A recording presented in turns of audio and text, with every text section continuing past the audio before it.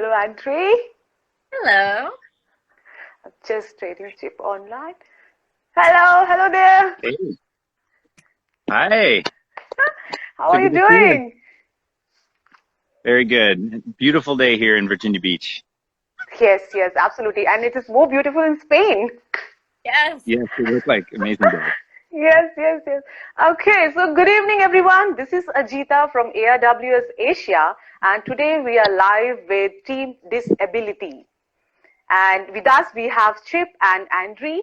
So thank you for joining us, the amazing team and amazing couple, and we'll be talking more about it. But before that, yes, we have our World Championship winner 2021. Yes. So How I are know you guys feeling? we've been glued to the dots. It seems like it's like we've been in our own adventure race. Seriously, thanks for that amazing live broadcast for that media team who like made us see the actual movements, what is happening right there in Spain. That was beautiful moment. it really was. I loved seeing their excitement, and I don't know. It's amazing that they seemed pretty fresh. It seemed like they had not been racing for 4 days, but they. True. Yeah, and like I was looking at their legs weren't scratched and all of that. I was like, what are we doing wrong? We look like we got shot out of a cannon by the time we crossed the finish line. True, absolutely. And Otto was doing wonderful, and just we missed them in half a bit, just maybe just 1 kilometer ahead, and we could have seen the other expressions as well as they were reaching the finish line. But anyways, we have our winners. It is wonderful to watch, and I'm sure like our audience and all of us, we're really happy to see that after end of 4 days, like they have completed more than 96, 98 hours. Yep. It, And although the winners are amazing athletes and they've just crossed the line, the interesting thing is for like the next 2 or 3 days, there's still teams out there that are fighting for that finish line. And Andrea and I, when we were we got done with Expedition Africa, we were the last team on the course. And I remember once we came through and all the pomp and circumstance, and I can't remember her name, I should, but the lady from Blizzard came up and she was like, I don't know how you do it. Like, how did you stay out there so long? Meanwhile, she was second place. I was like, how did you do it? How did you get in 3 days? So I think that's the beauty of adventure racing. There's a little bit of something for everybody, and both the front pack and the back pack are amazing people, amazing athletes. True. Really, we are like really happy to see there's so many teams still out there fighting it out and going through so many personal challenges and professional challenges. But yeah, they're doing amazing. Yep. Okay, so before I start, like I would have a lot of questions for you, but first let us know about you guys, like about what you guys do and what is the driving force behind this team disability? Sure. Andrea usually says it better than I, so I'll let her start. well, you embody our team name, so we're Team Disability instead of Disability. So I hope you can understand the difference in, through Instagram Live. But we focus on the things we can do and not the things we can't. So we support people with disabilities in our jobs. And also I have a son with Down syndrome. So we see this approach taken all the time. We focus on what people can do, and it's the best way to lead to success, no matter what you're striving for. If you focus on that ability and not your disability, you're going to go far. And so that's what we like to focus on. And as a team, we're always just trying to do our best.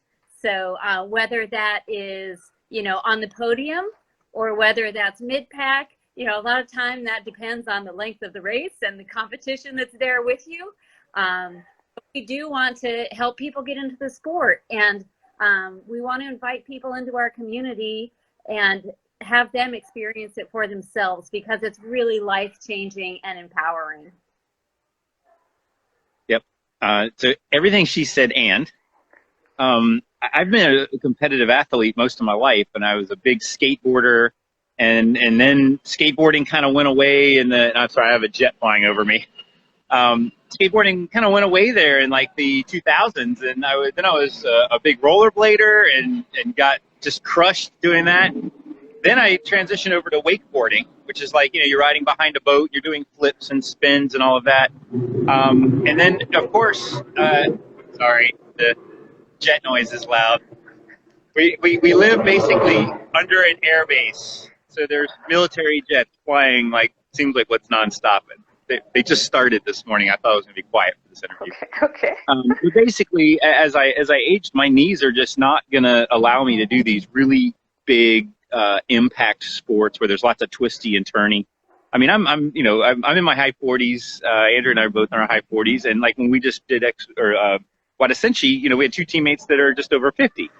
But the beauty of adventure racing is I can't be a skateboarder anymore. I can't really be a competitive wakeboarder. But adventure racing, you can really compete as long as you can walk and ride a bike. You can really get out there and push yourself and push your limits and experience the world in a way that you just can't do in any other sport.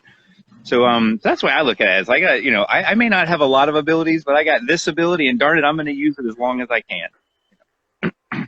Yeah. Great. Another beautiful thing about adventure racing is it doesn't just rely on your physical ability.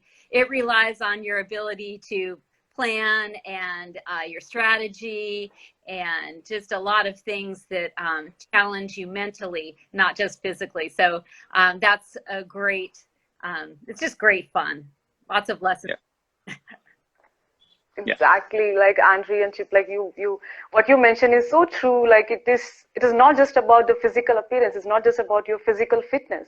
And I met you guys in Rodriguez, so that's the first time I got to know about your concept, about what you're trying to do, how you are trying to create platforms for so many people. And this was really nice thing which you guys are doing it. So just tell us about, like, at thisABILITY platform, what are the kind of events or activities you do for the people? It is if you see about when some people are considered disabled and they are just given some indoor activities or very limited sports activities to do. But through your platform, you are trying to bring them outdoors. You're giving them various other platforms, like what else they can do. Right. Just tell us about that. I'll answer that two ways. Professionally, my company supports, I think it's right around like 180 people with disabilities all the way across the state of Virginia. And this is people from, they could be a 2-year-old mentality. They can't really communicate well. Maybe they need help with the bathroom and eating and all of that. All the way up to people that have jobs and have cars and want to live a life. They want a husband or a wife. They want to live by themselves in their own apartment.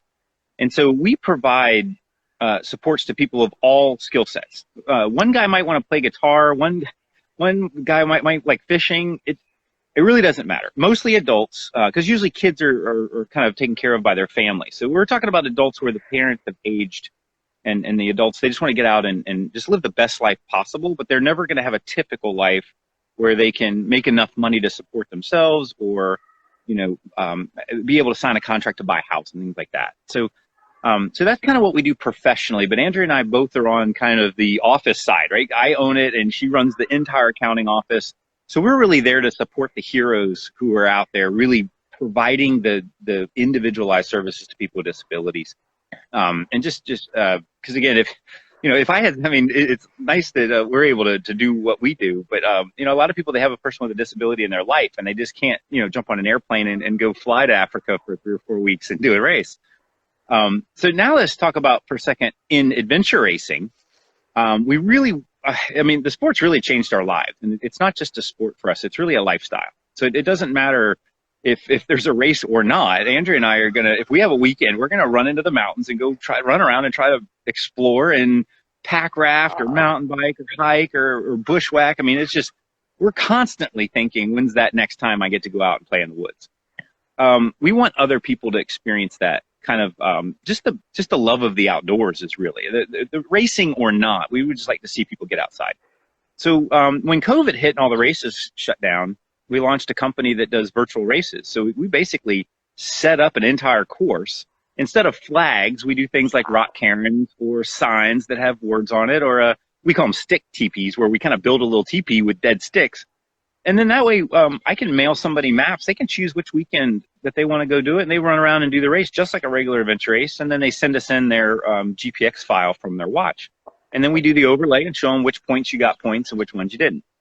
So we've made some really hard races, but we also, I guess the best is that we've made some very easy races that people that are brand new to racing or they want to get their kids outside and just enjoy the outdoors, that they could experience that. And then just recently, just a few weeks ago, we did our first adventure racing clinic.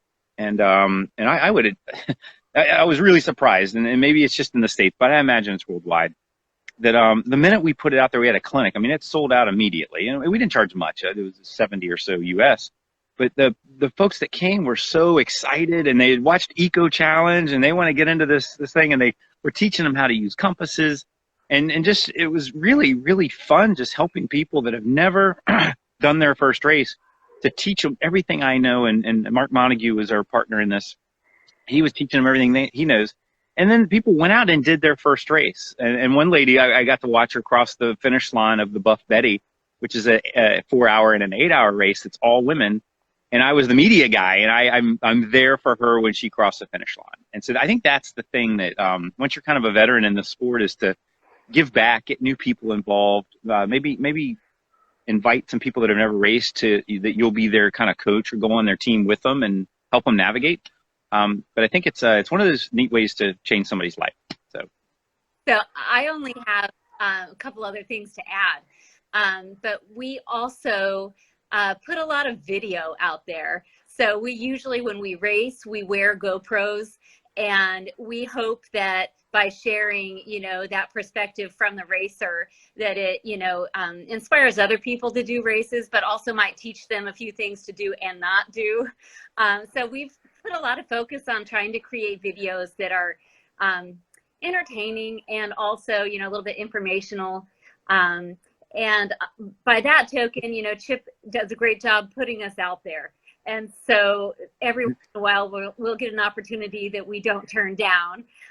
So we have been posting on behalf of Sleep Monsters during this Adventure Racing World Series, but different things like that. Just any chance we get to put the word out there. And I will say, though, time is the biggest challenge. We, being racers, having full-time jobs, having all of these projects here and there, it's great for Chip's strength. For me, I have to juggle a little bit, a few more balls sometimes. But yeah, so that's all I wanted to add about the things we're trying to put out there. So one other thing, and that was a really good point. I'm glad you brought it up. A lot of friends and family are watching, the World Championships go down and all of the effort that went into it and all of that. It is extremely complicated to just get to the start line of one of these races, let alone finish it. Finishing it is just like eureka moment. But if you got to the start line and nothing's broken, nobody's injured, you're not missing any mandatory equipment, and all that, I mean, that's part of the race. So to help newer racers, or not even new racers, veteran racers that have never done an international expedition race, we documented our entire experience to do Wadasenchi, which is the basically is Ecuador or Expedition Ecuador. We just did that just a couple months ago. But from the start of us just building a team all the way to being in the race and cross the finish line and a debrief, it's a lot of content. But the idea would be is after somebody watched that, I'm going to call it a documentary series, they would be ready to sign up for a World Series race and just kind of know what it's going to be like to get from beginning to end. True. That's wonderful. Like, as you mentioned, like being a veteran and giving back to society, and these adventure racing in some or the other way, there are many people who are teaching people, who are giving back to young athletes. Like, adventure racing can offer or can give you so much. It's much more than just racing. So I was just talking on the live, there's someone asked them a question for the first team, how much money are you going to win? And it was so beautifully, Mary, so beautifully she answered, it is the experience which is more than the prize money which they're going to earn. And that's coming from the top team. So they're not behind money. It's a rare race that actually offers a cash prize. Yes. So those are the moments.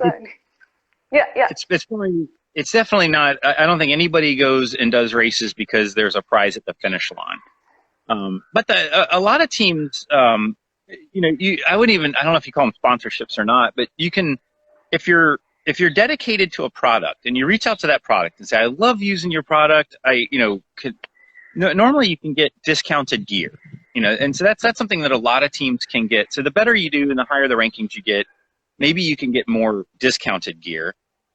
We were lucky to, and I guess I should mention our sponsors, but we have like Phoenix Lighting is a lighting company. We've been using their products. We love their products. And so they've helped us out over the years. Actually, it was Expedition Africa where we met you, and they sent me a bunch of extra batteries and stuff because I was terrified of like we're going to run out of batteries. And Kupapelli Pack Raft, we needed a pack raft for one of the races, and we met them at the Belize race, the Maya Mountain Adventure Challenge, and so we got to know their rep, and we've worked with them over the years, and we put out a lot of videos, instructional stuff on pack rafts. But recently we were lucky to land an actual paying sponsor, Choice Insurance Company, which is the guy that I did my first race with. His name's Richard Braun. And he has from the time he exposed me to adventure racing, basically he wants to do this 24-hour race and he needed to find some, nutcase to do it with. And I was that guy, and he never did another race. And meanwhile, it has changed my life. And so he's watched me go from never racing all the way to where we are extremely comfortable in just about any race around the world. And so he wants his company name on our shirts and all of that. So it's not all about necessarily winning. We're never going to be on the podium of a World Series race. I mean, we could do really well in anything like 24 hours and below. We usually do end up on the podium, but in a World Series race, it's not about that money and that winning, but I think it's about being an evangelist for the products and services that you really agree with and that you want to promote. Some companies want to put their name on you or have you advocate for their products, and so it's not about the money, but it does help to have a little bit of support from companies. True. And that's it. Andrea said I put myself out there. Call the guy. If you like Ultra shoes, call Ultra and just ask. What are they going to do? Say no? I mean, to ask 10 people. But just put yourself out there. Even if you're a mid-pack team and you've never touched a podium, just ask. You never know. The local ice cream store might want to give you some cash or some free ice cream. Exactly. True. It's just ask. There's a good advice from Chip. Like, whatever, just go and ask. You will just hear a no. But, Yes. but a huge shout out to all the sponsors, all the partners who have been supporting adventure racing, who have been supporting to many teams. There are some young teams and there are some senior teams as well, and they are supporting. So it's a good thing, and it's a big impact it's creating in the adventure racing community. And having the right gear is really important for expedition races. So true. Now we saw Garmin. We never had a watch like that, and now we have a Garmin who's giving a watch for adventure races. Yep. That and Mike Klosser from Out There USA, the packs. You look at like half the teams in the World Championships is wearing Out There pack, and you see that same thing in our adventure racing national championships. Like if he had not made that pack specific to adventure racing, like we'd be out there running around in packs that aren't really designed for the sport. So yeah, I would say you can go to a local store and buy 100 different packs, but why not support the company that produces race specific gear? It might be a little more expensive, but it's going to have the stuff that you need to do the race. So whatever country you're in, or whatever companies are supporting our sport, definitely take some time and consider buying those products instead of their competitor. Yeah. Yes. So Out There USA, if you're watching this, so please, you have adventure races in India as well as in Asia. So please, I'm waiting to see those bags. Yeah, actually, the expedition in Rodrigue, we brought over. I think I brought in. It's probably illegal. I probably shouldn't say this, but we brought over 4 packs for one of the teams over there that couldn't get them because they wouldn't mail them to them or whatever.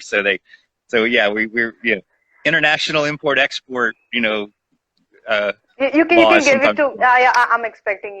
Maybe next year in Lesotho we will catch up. So maybe. You just let me know what you want. We'll bring it to Lesotho. We'll see you. Well, thank you, Chip. No, it's wonderful. Let's hope things get better and we get to meet in Lesotho. That is like. Yeah. I was chatting with Heidi. Sorry, go ahead, Andrea. I was just going to say, I think all of this is just a great example of what you experience in the adventure racing community. You know, we've done 3 international expedition races now, and we feel like we know people all over the world. Absolutely. You know, it just brings all of us together. And like I said, Chip puts us out there, and I think the way he does it is he has the mentality that people are people. So, you know, you want to go Mike closer, just talk to him. He's just another person. Or if I want to talk to Ajita, okay, she's just a person too. And we're all passionate about, you know, being the best versions of ourselves. And I think that comes through in our community. So anyway, I wanted to throw that in there. Yeah. That's so true. When I got introduced to this community, and from the time I've been speaking to so many people during this lockdown, I've been just talking to so many athletes around the world. It's so wonderful to hear them out and how passionately they'll be sharing their experience, their expertise. It's so wonderful how the community is so growing together. Everyone is together. Yes. No, I don't think that's, I mean, out of all the sports I've ever done, that's never been the case. It seems like the professional level is like they're almost untouchable. Like you don't even barely, you know, it's almost like a stadium or arena or whatever. You don't get near them. But that's the beauty of these big races is there's usually a lot of time leading up to the race where everybody's getting there and sorting gear, and you can just walk up and talk and meet people and say, hey, I watched you that other race. You were amazing. And then, of course, the after party. I mean, you remember at Rodrigues, I mean, Heidi and Stefan put on like an amazing, really a pre-party and an after party. And I remember, like, I was just in tears, like, holy crap, like, there is nowhere else in the entire world I want to be than right here with these people. So that's it's not just the race. It's really, like you said, the community and the entire experience from the time you're really just getting into the country and getting ready for the race, but also the meeting the people afterward. You've had this amazing shared experience that you'll never forget. And like just with Ecuador, you know, we paired up with team Green Pack Haiku. And so here we're I mean, I know Lewis he's from Lebanon, lived in Ecuador, and now lives in the States, but his other 3 teammates are Ecuadorian. And it was like, that was like one of the most fantastic parts of the race is that we just didn't have our team, which is often in the States.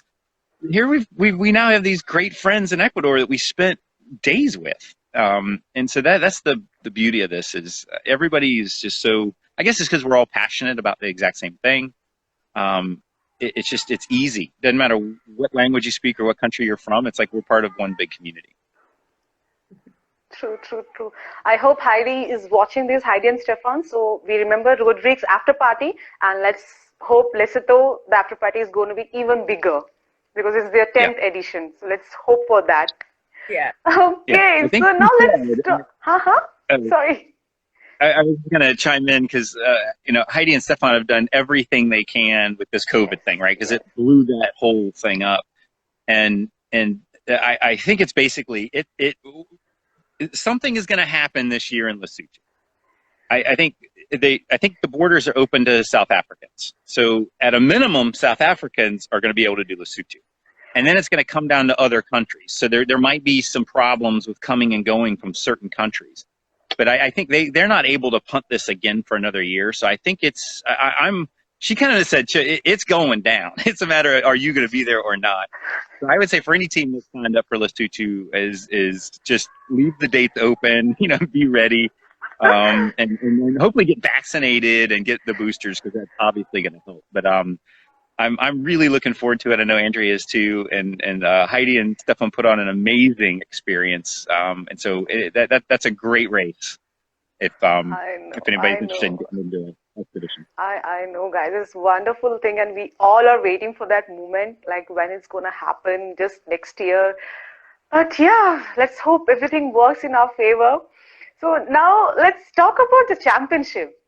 It's a big event. After 3 years, you guys have been dot watching, and I've seen like you guys have been commenting on the event as the course progresses. On Sleep Monster, you are as a guest commentator. There's a lot of updates. So people, those who are not following Sleep Monster, Andrea and Chip have been updating on a day-to-day basis on Sleep Monster's Facebook page. You can check there, like every detailed update, you will find it.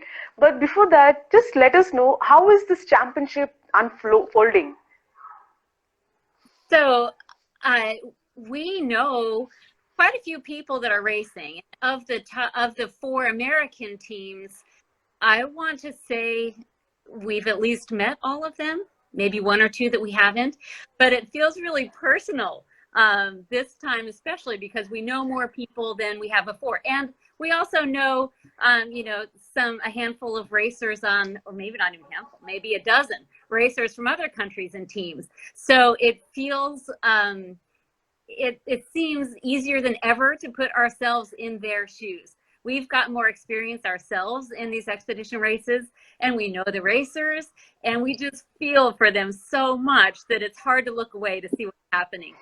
So it's really exciting to see those top teams that just seem to never have a mistake, you know, that just go blazing through. It's really exciting to be watching that. And it's also really exciting to see the teams that we know are pushing their hardest, even though they're not near the top. You know, I still want to see where their dot is now, and I want to make sure they're okay. Like every time a dot stalls out for a while, I think, oh no, I hope no one's hurt. And then of course, just knowing the heartbreak it is when you do need to drop out. And so you know, we learned yesterday that Shane Hagerman from one of the U.S. teams needed to drop. We know him pretty well. So it just, it's gut wrenching. You know, in Guadasinchi, we had a teammate who had to drop, and it was so emotional. You know, we all sat around and cried a little bit, and I know they have some disappointment. So like I said, here I am, I'm a little tired, but it's really easy for us right now to put ourselves in their shoes. And so that makes it really exciting, and it's just so cool to see that those winners come through in 4 days when, you know, the course is open 7 days, 6 days. Anyway, it's just amazing the range of experiences that those teams are having, and I can't wait to hear more of the details of what they went through, because all we see is a dot and we can speculate. There's been some interviews here and there. But I feel like, okay, we know the winner, but I still want more. I want to know more and more and more. So hopefully there's still some stuff that comes out, and, you know, it's just exciting. Yeah. And I'm speaking of the winner, like the top 30 teams in this race are the who's who in the world of racing. I mean, it's just like, I mean, the fact that Bend Racing, which is one of the United States' best teams, and they have won many, many races, they're like in the 20s. I mean, it's just, and they're probably having a phenomenal race. I mean, the level of athletes that are out there is just unbelievable. But the other thing, how this race has played out, which is really interesting, you know, like NatureX, we knew they were going to be one of the top teams. You know, we met them in Belize, and we're always following and rooting for them in every race. And also Blizzard, you know, they came in second in Rodrigues. And so we're watching these teams that we've kind of been friendly with, and they were way up there in the front, and then all of a sudden, you know, something happened, and they start falling, and the other teams move up. So it's one of those, just because like day one somebody's in the lead, that means absolutely nothing. They could easily have an injury or a nav error, or you know, I mean, it just, anything can go off the rails. These longer races are a race of attrition. It's like, you can go fast, but you don't want to blow yourself out in day 1 or 2, because then you get an injury or something, you can't recover from it.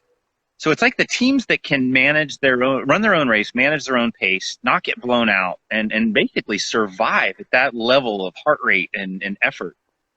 It's really admirable. But the main thing is, now that we know who's number one, don't stop watching. There's going to be some amazing battles playing out for 8th and 9th, or 15th and 17th. These are phenomenal teams that are neck and neck, and they're still going to be transitioning fast. They're going to be going with no sleep. Seriously, if you're in the top 30 of one of these races, you're a phenomenal team, and hopefully friends and family are watching, because they're having the time of their lives right now. True, Chip. So since we have the first team, there's still 2 more days of racing left. There's still a lot of teams out there, and we have some top teams racing, so we don't know at what position they are going to be coming in, and there's a lot happening on ground. But as you have raced expedition races, so Chip and Andre, let us know what's those challenges teams face during these expedition races. What are the key challenges? Like you also mentioned about sleep monster. So just let us know what team is going through right now. Sure, Andrew, you want to start? Yeah, I mean, sleep is one of the things that comes to mind first. You know, everyone's tired. And I'm not saying just a little bit tired. I'm saying where you sit down and you pass out, basically. You instantly go to a deep sleep. Your body just, it starts to repair instantly. It's amazing. Like you can fall asleep and 15 minutes later, you feel like you've been asleep for a few hours. You know, you can wake up 15 minutes later and be like, okay, I'm ready to go. Of course, you might feel like you need that 15 minutes again really soon. But sleep is definitely a challenge. But also, you know, your mental toughness. It's easy to push through maybe a little bit of pain on the first day, or maybe even a lot. But as the race goes on, your mental toughness kind of wears down a little bit, and it's harder to shake off what you could shake off on the first day.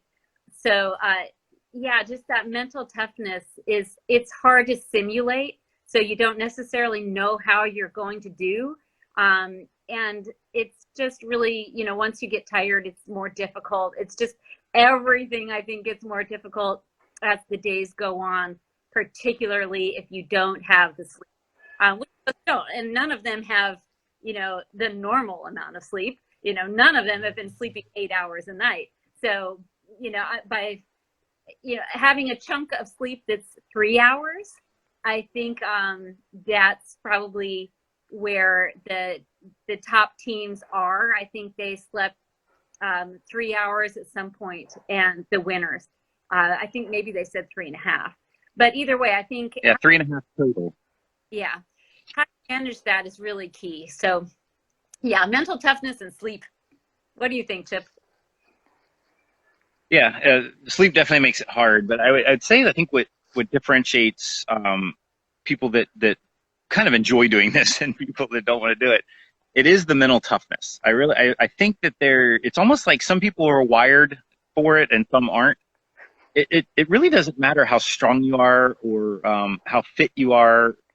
After what seems like, you know, usually about 36, 48 hours, the person who you thought's the strongest might start really just losing the motivation to continue. Like this, I don't want to do this. This sucks. It's hard. I'm tired. You know, every bone in your body, every cell is just screaming at you. Like, what are you doing? This is not fun. And frankly, a lot of times it's not fun. It's raining. You're cold. You're exhausted. Your stomach's messing up. Your feet are starting to get blisters, or your ass hurts because you're on the bike for 12 or 15 hours. I mean, in what a sense, you had like a 30-hour trek. I mean, of course it's terrible. But there's just some people who can say, you know what, but I'm not going to quit. I am not going to quit. I am going to keep moving forward as fast as I can go, even if that's crawling, but I am not leaving this darn race unless it's in an ambulance, you know, or I just can't move forward. And so that's where Andrea and I are, you know, we're definitely not the fastest, but my God, we have been through some stuff in these races and we just do not quit. We keep moving forward, even if it stinks. And so I think that's the piece that I don't know if you're just wired for it or if it's something that you can truly train to just go out and do some overnight stuff or do some stuff out in the cold and just I guess you need the mental confidence to know that, yes, it's bad, but as long as you're not going to have a permanent injury, you can get through it, right? And so, like, for example, in what essentially Dirk's knee, it was to the point where if he keeps going on, he's going to ruin his knee. He's going to need surgery. He's just not going to make it, where you'd have to carry him on a stretcher. So at that point, it makes total sense. Like, just quit. There's no reason to keep pushing this. You're going to have a permanent injury. But the not quitting just because I'm tired, I'm exhausted, my stomach's upset, or even some injuries, like if you have an IT band issue, you just stop for 4 or 5 hours and stretch and roll it out, take a nap, have some food, and you might be able to move on. So I think to me, that's the most challenging part, is not only staying motivated myself, but also keeping the rest of the team motivated to continue even when it gets really hard. So I think Chip's absolutely right. I totally agree. And I think what keeps us moving through that mental time is our why. Like, why are we doing this? And I think that's why, you know, a lot of people get asked that question, why do you adventure race? And for us, we're accountable to our team. Like, we want to do the best we can for each other. And, you know, we feel alive. It's a really all encompassing experience. Like, you're in the moment fully.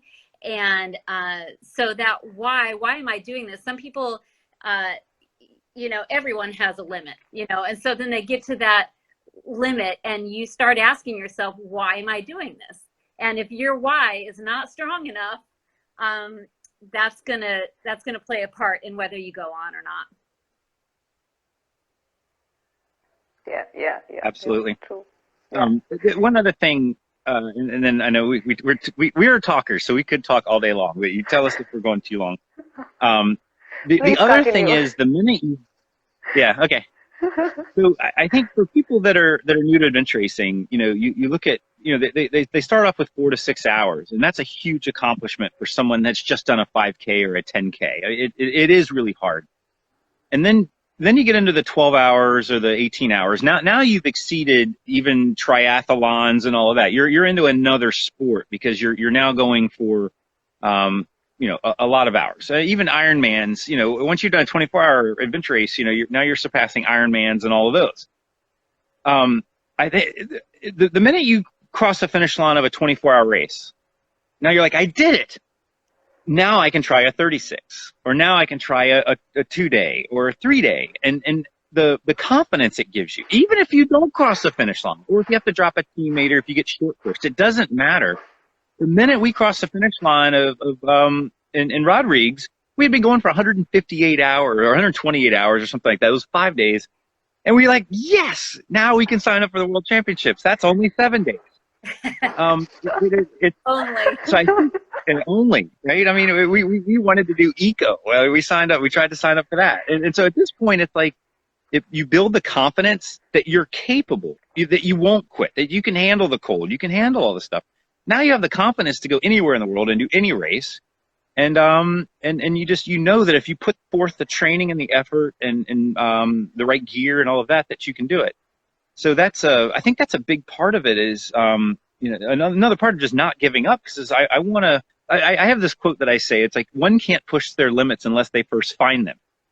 So the idea is you keep putting yourself, you take your guardrails and you push them away and you say, I'm gonna go past where I thought I could go. I'm gonna go farther than I thought I could go. I'm gonna do something harder than I thought I could do.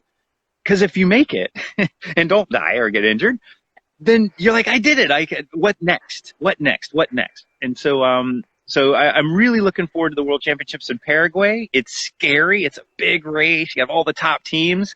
But I know, even if we don't finish, if I know that if I try, just that effort is going to make me so much more confident to go do the next big thing in my life, even if it's not an adventure race. So I would just advocate for people, just get outside your comfort zone, whatever that is. I don't care if it's just walking around your neighborhood for an hour. Push yourself, because that's where you feel alive. It's the routine, mundane, day-to-day life. That's not living. That being comfortable is not living. Being uncomfortable, doing new things, meeting new people, and putting yourself out there. I really think that's kind of that's our why, and that's what keeps us very happy day to day. Yeah, it's just so rewarding.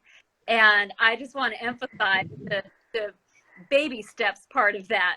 You know, like, it's okay to start small too, because that small step might be one great big step for you. So, you know, we have really only been racing 5 years, I think, since 2016. And at the time I started with a 3-hour race with my 2 daughters at the time. That was really hard. And mountain biking went over 40. Guess already 9 years ago.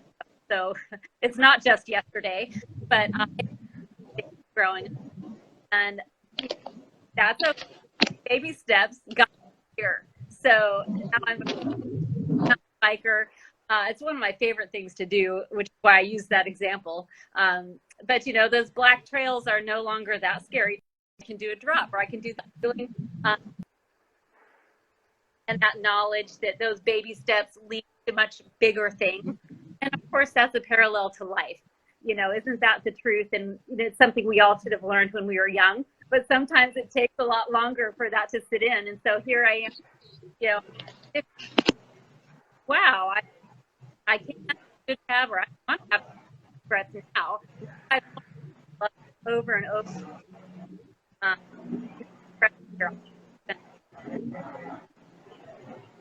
Way to Paraguay next year, and hopefully we'll cross the finish. You know, I think also what's important to hear about the people that are racing now, their goals are all quite different. So that's our goal ahead. Usually it's we want to finish. Sometimes it also includes that we want to finish the full course. But it also, we also always include that we want to end up friends in the end. You know, we're teammates and we're accountable to each other. It helps us train and it helps us have a great time. And we just always have the knowledge that it is going to be life-changing. Those experiences that you have are then going to be a part of you. So the goals of the teams that are still out there could be similar. You know, they could have been, you know, now we're short course, but we still want to make it's just such a great sport. I could go and I should. There's so much experience which is coming out. I'm so glad that I met you guys, and I just can't wait to continue this journey, learning more, and keep meeting you guys again and again on various expeditions. We'd love to come to India. Totally. I'm really hopeful, and I'm really positive about that we're going to invite you soon, and you have to come to India. We've never been there, so the best way to see another country is to do an adventure race there. Yes. Heidi is watching this. We both have some surprises for you. Exactly. Cool, guys. Thank you so much. It's really wonderful. And as Chip mentioned, getting uncomfortable and then coming out, doing whatever you can do. And as Andrea mentioned, find your why. It is really important. These things make a team cross the finish line. There's so many elements to it, but it is so good to speak to you guys, and there's so many things happening right now in whatever work we are doing. So now, since we have our first winner already crossed the finish line, but if you have to pick your favorite, which is your favorite team at Champs? I can't. Yeah, that's a hard one. Like, which 20 of our friends are we going to piss off? You know? I cannot do that. But I think the team that we related to the most is probably Adventure Kidney. They are a team of older athletes like we are. When we race the same races, we're often around the same pace that they are. They're also from the East Coast, so we see them a little more frequently than some other teams from the USA. So I hesitate to say a favorite, but I do say I feel like I relate the most to them. Wow. That's also a team that you should interview. Dave Ashley is a double organ donor. He's given up a kidney as well as I think it's part of his liver. And the team name Adventure Kidney is like, you can be an organ donor and still do amazing things. He's trying to do like the 7 summits. He just won a obstacle course race that was happening at the top of Kilimanjaro. I think he was second place. And so he's another team with a cause trying to raise awareness. So like Andrea said, I mean, these are people that we know well and we see them all the time. And so it's fun to root for them, even though they're not going for the podium. They're there really just having an amazing life experience. Of course, any of the U.S. teams, Bend Racing, they're one of our top teams in the country. And so, of course, we're rooting for them. And Chelsea Magnus is just an amazing athlete. It's like any sport she puts her mind to, she wins. So it's fun to see them out there. And again, any other team that we've really crossed paths with, and we've had a chance to really talk to, like NatureX. It was really fun. Like we saw them in the airport before we got to my Mountain Adventure Challenge, and then we saw them at the end and during the race, and so it's just always fun to root for them and see how they do. And they're a phenomenal team. And then of course Blizzard, we got to chat with them in Rodrigues, and it's just fun after you get to talk to somebody and meet them, and all of a sudden you see them, they're doing really well. It's almost like let's say this. My favorite team is the one that I know and I'm familiar with, and whichever one of those, the higher they can get on the podium, the better. But that doesn't mean the teams I don't know. I want to meet all the teams. Adventure racers are some of the most amazing people on the planet. But one of the things that you mentioned a minute ago, I just wanted to touch on it, is because the sleep monsters. I guess if people want to follow this race, right? There's a number of ways to do it. Of course, the ARWS, they've got their normal page. They're doing all of the live stuff, and there's a ton of content there. You also have Craig Cook from AR Live Coverage, right? He's doing the analysis of the dots and who's doing what. So if like you're just at a traffic light and you're looking at your cell phone, like check in there because you can find out what's happening in the race. And then Sleep Monsters traditionally is, it's Rob is out there or even Adam, but Adam's racing this time. They're doing longer form, articles, like really in-depth reporting, boots on the ground at the race. And so that's another place that you can get a lot of really good information because he's interviewing racers and really diving into the details. And so as he was kind of asking us to help a little bit to help with the social media, just because Adam's racing. So Rob's out there on his own trying to run around. And Andrea and I kind of talked about it. And it's like, what can we give that's not already being done? Right? I don't need to do what AR Live Coverage is doing because he's way good at it, and I could never compete with that. So we tried to get inside the heads of the racers. We tried to look at it from the perspective of what is happening on that team, what's in their head, what are they dealing with, and just to give, especially the friends and family who have never done a race but they're watching their loved one, we were trying to give them a feeling for what's really going on in the race. And so that's so if you're interested in it, that's on the Sleep Monsters site. They're on their Facebook page because the long form articles are on their website. But on the Facebook page, we've been trying to do little blog posts on topics such as sleep strategy or grit or whatever. And that's where people could find out more. Yeah, right. Chip, actually, as you mentioned, like getting onto like what is on a team's mind, what is happening there. See, as a race course, there are many platforms where people are getting to know which team reached which transition, what are they going to do next. But what is happening during that period? As a team, what they are thinking, what is going wrong, or what is the strategy? That's wonderful. I have been reading all your updates on Sleep Monster, and it is really, really wonderful. I'm getting to know about the race in a different way. So thank you for that. Thank you for doing that. Yeah, sure. Thank you. Yeah, for all the people watching us, Sleep Monster, you can just find all the updates on Sleep Monster. And then, as Chip mentioned, there is AR live coverage, and then there is many platforms on Facebook live page. You will have on Instagram. There are a lot of regional pages which are updating everything about this champs. So we are just through 4 days. We have 3 more days to go, and we have plenty of teams coming, racing, and they are still on ground. So before we sign off, any last message you have for the teams, for our audience, or who are going to watch this later? Go for it. Just get out there and try something. Just any team finishing championships or even gave an attempt, congratulations. You did your best, I'm sure of it. And no matter what the outcome was, you should be very proud. Yeah, it's the same thing. What the teams are going through is a life-changing experience. And so it's, you get back and it's like, tell me about your race. It's like, how do you do it? Like, tell me about going to the moon and walking around and coming home. I mean, how do you even explain it? So just realize what the teams are going through, what your loved ones are going through. If you're watching a loved one is an amazing life-changing experience. They are their best selves right now, basically.